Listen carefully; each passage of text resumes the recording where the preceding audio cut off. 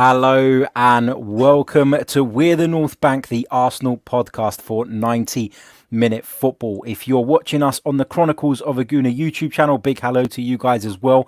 But we'd love you guys to go over and subscribe to We're the North Bank on all major podcast stores. It's the Arsenal podcast brought to you by 90-minute football, and myself and Dan Potts are going to be looking back at deadline day. We're also going to be discussing one of the hot topics today as well, which is in regards to he who shall not be named, as we're going to start calling him, I think. But let's get right into it, Dan. Let's talk about transfer deadline day. Obviously, the big story, Arsenal managing to get a deal for Thomas Partey over the line at the very last minute. How pleased are you that Arsenal have got that done? Saved our transfer deadline day, didn't it? Saved our transfer window, if I'm honest with you. You know, it was looking pretty bleak up until that point, and it's a massive signing. It's a signing I've always wanted. It's a signing I always thought we were going to get, and it was a signing I hoped we'd get because I put my neck on the line to say that we were going to get him. So I think for me, it's a huge statement, Harry. I think it's a position we've needed for about 15 years, and it has saved our transfer window. You know, I really didn't rate it, if I'm honest with you, until that signing. But at the end of it, we have got a centre-back who I rate and we've needed, and a defensive midfielder who I rate and we've needed. So perhaps it's not quite as bad as we make it out to be, but the Thomas Partey thing for me, that's huge. And he's going to walk straight into the side. He's the enforcer, great in transition. He's got power and presence, and we haven't had that for years, mate. So I'm really excited about this signing, mate. Yeah, I mean, I'm quite positive about the window overall as well. And, you know, like you said, I think the fact that we managed to get Thomas Partey over the line on deadline day has really, in my opinion, taken it from being an okay window to a good one. It was the difference, wasn't it? And of course, Arsenal left it to the very last minute. You know, they triggered the release clause on the final day. Some people will argue that, you know, Arsenal were always going to do that, maybe. Perhaps that was the plan. It was to go in for a while. Some people still maintain that Arsenal were after both of those players and that they didn't want to show that they had the money in terms of their negotiations with Lyon. And then obviously when an agreement couldn't be reached, they decided to do the Partey thing anyway. I personally think it was probably one or the other. I feel like given what we've sort of seen and heard and read over the last few weeks, it's difficult to think that Symeou was not the number one target, because it felt like that was the one we went after most aggressively, and unfortunately for us, we couldn't get that deal done. But you know, I am pleased because it was always my opinion that Thomas Partey would be the one who could transform this side quicker. And that's not to say that and I just feel like he would make the difference quicker, whereas Symeou, 22 years old, still relatively young. There's always that risk of how they will settle when they come to England. Of course, there is that risk with Partey as well, but I think the La Liga is at a much higher level than the French Ligue 1, and I think that transition probably becomes a lot easier because of that. You know, we spoke about Thomas Partey on a number of podcasts over the last few days. So, how would you fit him into this team, Dan? Would you say that one of the current midfield drops out? Would you say that it would maybe lead to a change in formation?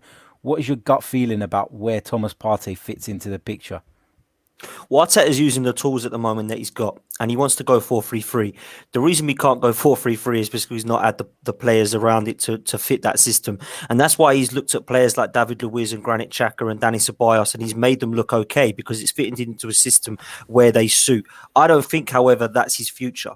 It looks to me as if he's going to go 4-3-3 in some games. But for the games, for example, in a couple of weeks against Man City, I expect him to keep it three at the back.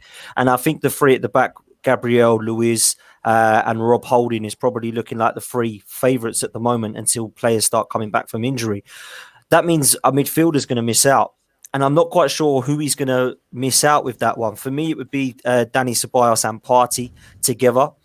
Because I think they bring more energy and mobility in the midfield. But it's no denying that Granit Xhaka has been one of our most consistent performers in the midfield. So I think what Granit Xhaka and El Neni give you is completely different to what Ceballos and Partey give you. And I think what we need is mobility, presence, and enforcer. And I think that's what Thomas Partey does that Granit Xhaka can't do in terms of his lack of mobility off the ball. So that's why I would do that. But Arteta loves Granit Xhaka in this side. So it could be Dani Ceballos that misses out, or he could surprise us all and go with all three of them and have a four at the back. My worry with that, Harry, is David Luiz.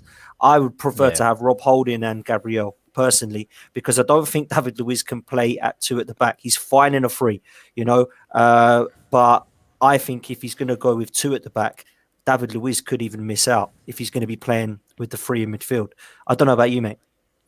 I mean, I'm going to do a podcast specifically on it in the next few days, but my kind of where I'm going to sort of look at it in a lot more detail. But I guess my initial thoughts will probably be that it becomes a midfield three of Xhaka, Partey and Ceballos. And in that, we give sort of Granit Xhaka the instruction that when Arsenal are out of possession, he drops into that kind of left centre-back role, which we've seen him do quite a bit, to be fair, under Mikel Arteta. Do you think he'll be deepest then? Like Xhaka will be deep and then you've got Partey and Ceballos?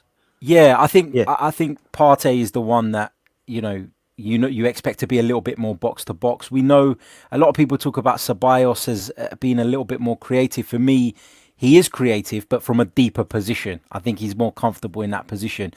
But having Ceballos, Xhaka there gives Partey, I guess, that license to get forward and join in the attack.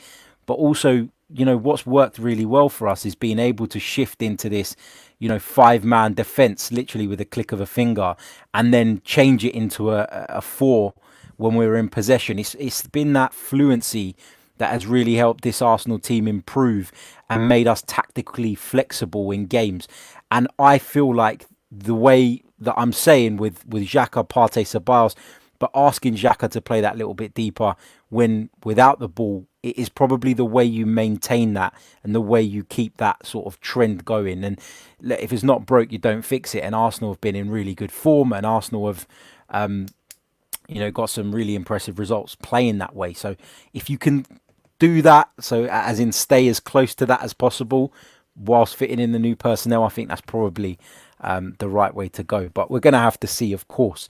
A couple of deadline day departures, Dan, I just want to get your thoughts on. Lucas Torreira, of course, joined Atletico Madrid in a deal which saw him go the other way, essentially. I've got mixed feelings about this one, because I do feel like he wasn't necessarily going to make it at Arsenal, but I do feel like maybe given a little bit more of a chance, we could have seen the best of Lucas Torreira. So I've got a little bit of regret around this one. Yeah, I think we're going to see him turn into a great player at Atletico Madrid, because that's what he is potentially. The guy's 24 years old or 25, and I don't think he's actually a bad player. People going about his height, say that he's not strong enough, he's not big enough. But we've seen a different style of midfielder over the last few years, haven't we? That haven't been big and had presence, that have still done a good job in Kante, in Didi, and now we've got Lucas Torreira, who I think Diego Simeone is going to love at Atletico Madrid. He's that little tenacious bull terrier, isn't he? That's the pit bull at your ankles that is just not going to let you have the ball, breaks up play well, really good passer of the ball, which people don't give him enough credit for as well. And I think, if I had to be brutally honest with Lucas Torreira, Harry, Unai Emery destroyed him, because he was trying to play him in a stupid position, which he was never, ever going to be able to play in, and he just couldn't use him. And he scored a goal against Spurs when we beat him 4-2 a couple of seasons ago, and from that game onwards, he decided to play him as an Eden Hazard, David Silva type figure. And I don't know why, because it was working well for him so well. And he was probably one of my most consistent performers up until that point. He looked brilliant in the middle. It was like finally with an anchor in midfield. He looks brilliant there. So I was a bit gutted to see him go. But if it means we get Partey, we have to do it. But there's some other outgoings, which I'm sure we'll come on to, that I really wanted to see that didn't happen. And he was one that I would have happily kept to sacrifice a couple of more. But it is what it is, mate. That's the thing, though, isn't it? He was one of the ones that was wanted. So, by another side, essentially. Still, there was a little bit of disappointment on my part that we weren't able to sell him. Because I don't think, for all the good things we've said about Lucas Torreira just now, I still don't think he necessarily has a future at Arsenal. And it would have been nice, wouldn't it, to have got that money in. But obviously, is there any kind of option to buy him at the end, or is it not? No, it's my understanding there is no option to buy. There is no obligation to buy. Therefore, if Atletico decide after the loan spell that they've been impressed with him, they want to keep him on, then they will need to go into a completely new negotiation. obviously it'll be interesting to see if that Didn't end happens well either, because, did it? yeah, exactly. It'll be interesting to see how that goes because obviously Atletico Madrid are quite upset with the way the Thomas Partey deal was done. They're upset that they weren't informed of the release clause being triggered officially until 11:30 p.m. apparently Spanish time, which is obviously an hour ahead of us in the UK. So it would have been about half an hour before the deadline, which you can understand their frustration. But I mean, it was all over the news that Thomas Partey was coming to Arsenal, so they didn't not know about it. Do you know what I mean? I mean, to claim ignorance there, I just think is a little bit over the top. Mm. Matteo Guendouzi also left the club again on a loan deal. These are two of the players that Arsenal probably would have felt they could have got transfer fees in from, and that will be frustrating. But you know, if they're not going to be playing, why have them hanging around the place? Guendouzi's gone to Hertha Berlin. By the time he returns, if he returns, he'll have a year left on his contract. It's been a little bit of a shit situation, hasn't it, with Matteo Guendouzi, the way it's all happened, the way it's all unfolded. I'm personally glad to see the back of him because I don't think that kind of attitude is helpful. I didn't particularly rate him probably as much as everybody else anyway. So this one is kind of no skin off my nose. Where do you stand on the Guendouzi thing? I am slightly disappointed with the circumstances of how he left, more than the circumstances of more than the fact that he left. Really, I think for Matteo Guendouzi, he has the potential to be a fantastic footballer, but you have to have the right attitude. And if your attitude isn't correct, you're not going to make it in this game, and certainly not going to make it at Arsenal under Mikel Arteta's rules. And that was clear after Brighton. I didn't think the guy was an outstanding talent, but I thought he had the potential to be. I think he had that little bit of bite, which I quite like to see. We didn't really slate Martin Keown and Patrick Vieira for doing that sort of thing in the Invincibles era. So you won't hear any complaints from me when he goes in faces of players and starts to get the crowd up for it and starts to give it to the opposition crowd. But you need to have the right frame of mind to be within the dressing room and within the training ground and within the pitch. And I don't think he was any of those, if I'm honest with you. I think he needed to do a lot of growing up. The loan deal for me, I'd like to have seen both of them leave for fees. However, and I think if we did, we would have got Hossamoa, if I'm honest with you. But Yeah. because we didn't get the money, Matteo Guendouzi going on loan, could he have an amazing season and turn around and say, do you know what? I've learned a lot and I would like a future at the club. We don't know. But I fear it is the end for his Arsenal career if he's only got a year left on his contract. And I think he'll probably leave after this season. Yeah, agreed. It's worth mentioning that Arsenal brought in a couple of youngsters yesterday as well, or at least one for sure. And that was the Swedish striker. But I've got to be honest, I don't know a great deal about him, so I'm not going to sit here and pretend I do. So we'll probably leave that for another day, do a little bit of research and come back to you guys I will on say that though, one. Harry, just on that, Yeah. because I think it's important that the under 23s are mentioned because it's not just him. We've had three or four, George Lewis and a few others. But I think that's interesting to see what Arteta's doing there, isn't he? They've clearly got a new scouting process where they're looking Yeah. at the future as well as right now. I think that's important. Yeah, it is for sure. It shows planning for the future, and we've seen when you look at some of the more recent sort of younger signings that we've brought in, you look at somebody like Gabriel Martinelli, and I think every single one of us has been impressed with him. So, you know, hopefully we find a few more gems, and they can start helping out the first team. We heard today that William Saliba was very, very close on deadline day to returning to Saint Etienne. Now, we knew that Arsenal's preference was to send William Saliba back out on loan. We did hear of it last night, but there was no sort of clarity around whether the two clubs had got that done in time. It is understood that the agreement was reached, so there was no issue between Arsenal and Saint Etienne. It's just they couldn't get the deal completed in terms of the paperwork and all the various other regulatory bits done in time. It's a bit of a knockback that because you know we've heard about Saliba struggling with personal circumstances of late, and when you think about all the places that he could possibly go, and we're hearing this afternoon that there are a couple of championship clubs interested, notably Norwich and Bournemouth. But Saint Etienne, going back to France, a club that you know where you don't need to settle in, and if the family sort of stuff is true about William Saliba, he'll probably be a little bit disappointed that this one didn't get over the line. He will be, and when you see that there's an uncertainty over the immediate future of a player like William Saliba at 19 years old, you know it's off the field stuff. You know it is because the talent's clear to see, and everybody said how great this potential this lad is. So when you've got players like Mustafi and Socrates ahead of you, it isn't going to take you much to get ahead of them. Trust me. So as far as I'm concerned, it is nothing to do with his talent. I don't think Arteta's unsure of the kid. I just think it's personal circumstances. I don't see the point of him going to the Championship at all, because it's not going Agreed. to help him with his personal circumstances. I think we need to allow him some time at home if he wants it, and he comes back to Hmm. Arsenal when he's ready. And I think that we see a good William Saliba. I'm really excited to see this lad because there's so much hype about him. There's comparisons to Lilian Thuram at his young age. So if he's going to be as half as good as him, we'll take him, please. And I think that him and Gabriel together could have formed a good partnership this season in certain games, and we could have tried to test it in Europa Leagues, tried to test it in League Cups and FA Cups, and see how we get on. Because this four at the back system is something Arteta definitely wants to try, and I don't think we've got the personnel at the moment to do it. So it's going to be interesting to see what happens with William Saliba. But watch this space. I think he'll stay at the club, and I think an arm rounding by Arteta and some time away, he'll come back when he's ready, and we'll get him back into moulding into the side. In a way, I'm for selfish reasons, I'm happy that he's stayed because we get to Yeah. see him this season, hopefully. But I hope the kid's all right, because losing one of your loved ones at that age is devastating. Yeah, of course. And like you said, we've got to remember as well that there are going to be what, 6 Europa League group games that he Yeah. could probably play in.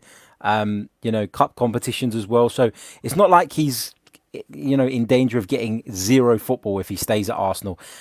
I'm with you. I'm not sure the Championship is the right place for someone who's just come to the UK.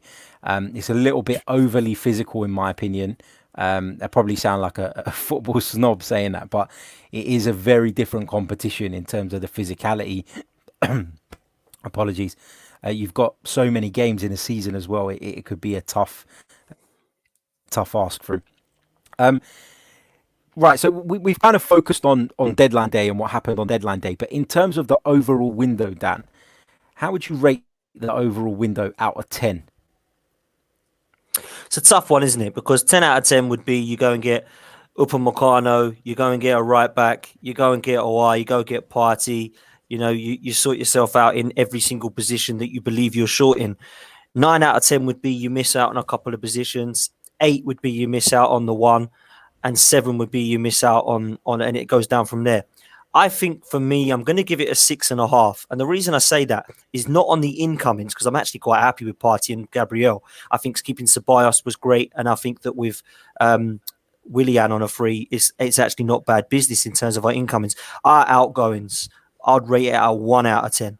I mean, to not get any money for any of our players is dreadful. And I look at Liverpool's situation, getting 10 million for Ings, 15 million for Ibe, 26 million for Brewster, 20 million for Solanke, and we can't get 5 for Socrates or Mustafi. We can't get 10 from Kolasinac because his wages are too high. And I just think it's a massive thank you to the great Arsene Wenger and Ivan Gazidis for this, because this for me is their fault. There's nobody else that is given these wages. I saw a wage structure today that was put up on one of the groups that I'm on WhatsApp, and you could see the amount of crap that was on the ridiculous wages that Arsene Wenger and Gazidis had brought in. Danny Ceballos is on 50 grand a week and Kolasinac's on 125. It's that bad, mate. So you could just see straight away how bad it was. So for me, the outgoings or lack of has been a disgrace. So a 6.5 overall for me. We have to actually unregister 2 players for the Premier League, who I'm not sure who they're going to be at the moment. But it looks to me like Socrates, Ozil, Mustafi, Kolasinac, they don't have a long-term future at the club, but they're just basically taking money out of the club until January, where they can sign her for somebody else. And that for me is bad business. And that's not Arteta and Edu's fault. It's the previous regime's fault because they're stuck. I think there was interest in Mustafi, Kolasinac, probably Ozil on loan, Guendouzi, Torreira, but nobody wanted to pay the wages and nobody wanted to pay the fees. And unfortunately, you can't do business like that. I think you said last night, if you've got a bad car, you can't sell it. And that is exactly what they are. They're on ridiculous wages and no one can afford them. So for me, outgoings is poor. So overall, 6.5 out of 10. Cool. I'm not going to make excuses for it, but I do wonder if it would have been a little bit different had we not been in the times that we're in. And I've seen this figure banded around social media today, which says, oh, that actually the overall spend in the Premier League was higher this season than it was last. But those figures are skewed because Chelsea have gone and spent an absolute shitload of money. And last season they had a transfer ban. So, when you take out sort of what have they spent? A couple of 100 million in this window? Yeah, more, yeah.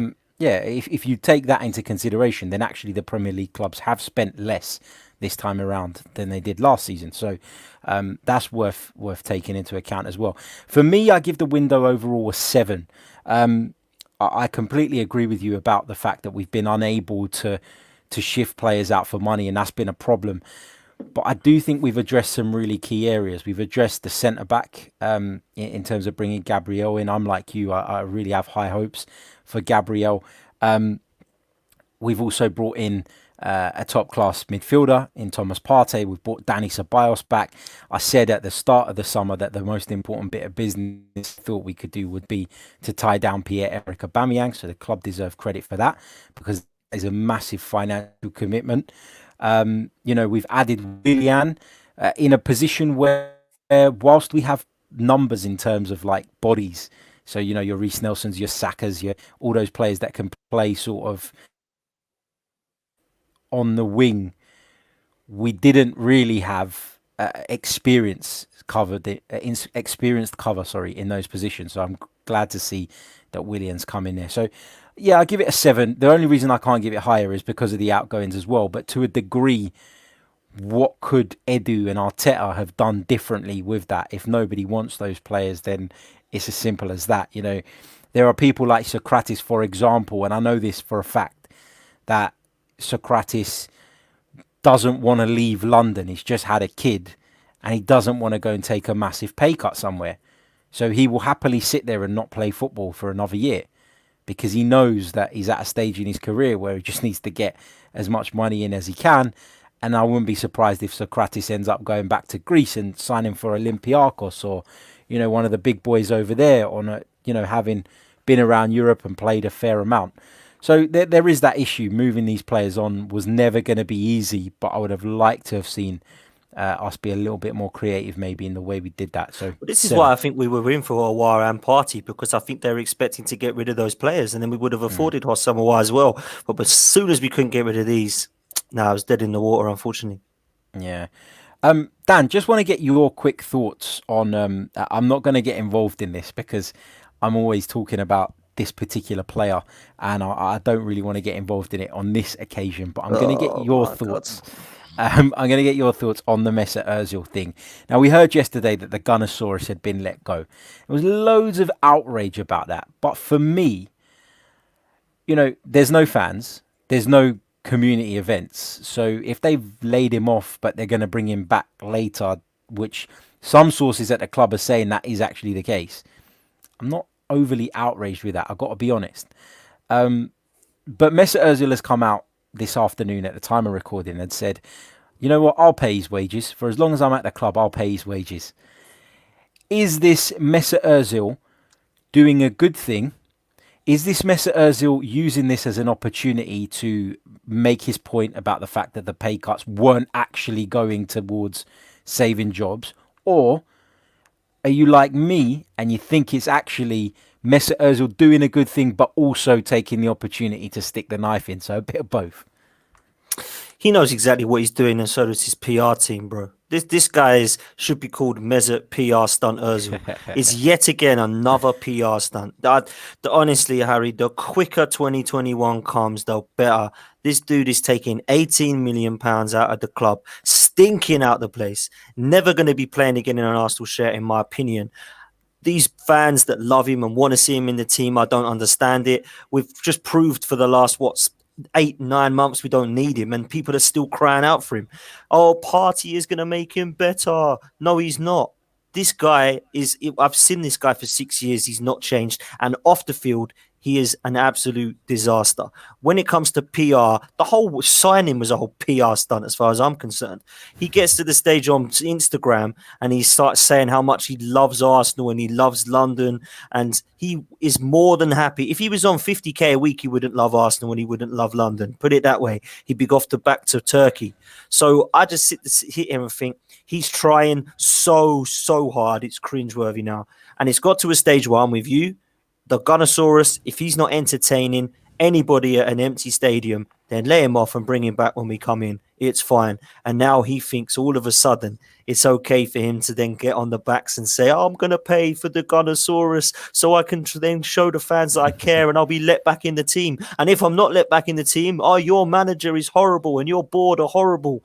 What a load of rubbish. This guy is I need him and his PR people out of this club ASAP, man. I cannot wait for 2021 when him, Mustafi, all of his little that little clique they've got, Kalasanak, all go, because the sooner the better for me. That's the attitude I do not want to see at this club, man. I want people worried about what they're doing on the pitch, not off it. And he is all about Instagram and PR, mate. Getting wound up, man. Love it. Steam coming out of Dan Potts' ears there. Big thank you to Ramit for your very kind donation during the live stream. Thank you very much, mate. Really appreciate it. And thank you for your continued support. Big thank you to everyone who's joined us, whether you're watching us on the Chronicles of a Gooner or whether you are listening to this via We're the North Bank, the Arsenal podcast for 90 Min. Check out 90 Min's YouTube channel as well, where you find myself and Dan featuring, representing the Arsenal in all the debates, which can get quite interesting at times. So head over to 90 Min, check that out. Give them a follow on Twitter as well. Give us a follow.